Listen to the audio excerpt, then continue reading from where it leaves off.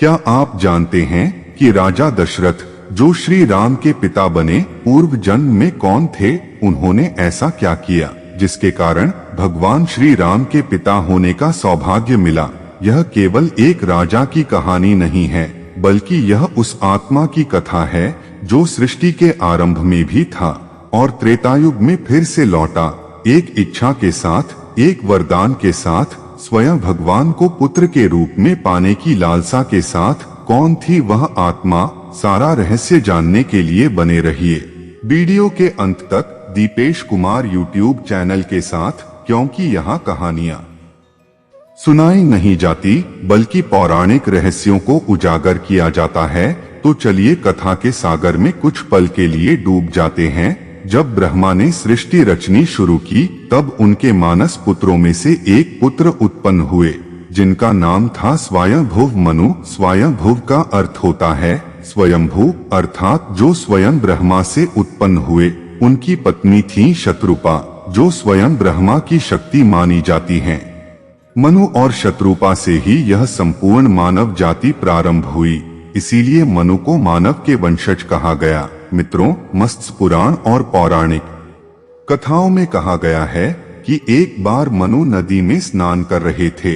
उसी समय एक छोटी सी मछली उनके करकमलों में आ गई और वह मछली बोली, हे मनु, मेरी रक्षा करो, जब तक मैं बड़ी न हो जाऊं तब तक मुझे अपने पास रखो। मनु ने उसे अपने कमंडल में रखा। जैसे जैसे मछली का आकार बढ़ता जाता उसी हिसाब से मछली को रखना पड़ा। कमंडल से निकालकर जलपात्र में, फिर एक बड़े तालाब में, फिर नदी में और अंत में समुद्र में। और तब तक वह मछली विशाल हो चुकी थी। वह कोई साधारण मछली नहीं थी, वह स्वयं भगवान विष्णु थे मत्स्य अवतार में। तब भगवान विष्णु ने मनु से कहा, हे मनु, कुछ ही समय में एक महान जल प्रलय आने वाला है जो संपूर्ण सृष्टि को निगल जाएगा। तुम एक बड़ी नौका बनवाओ, उसमें सप्तऋषियों को और संपूर्ण ज्ञान के बीजों को रखो। जब प्रलय आए तो मैं एक विशाल मछली के रूप में आकर उस नौका को अपनी सींग से खींचूंगा और तुम्हें हिमालय के उच्च शिखरों तक ले चलूंगा। प्रलय आया, चारों ओर जल ही जल हो गया, सारी पृथ्वी डूब गई। लेकिन मनु की नौका सुरक्षित रही और वह नौका भगवान मत्स्य के पीछे पीछे जाकर हिमालय की ऊंचाई पर टिक गई। उसके बाद मनु और शत्रुपा ने फिर से नई सृष्टि की रचना की। तभी उनके मन में एक दिव्य इच्छा हुई, धर्म की पुनः स्थापना के लिए भगवान विष्णु को पुत्र के रूप में पाने की। मनु ने वर्षों तक कठिन तप किया और अंततः भगवान विष्णु प्रकट हुए। तब मनु ने भगवान विष्णु को पुत्र रूप में प्राप्त करने की इच्छा व्यक्त की।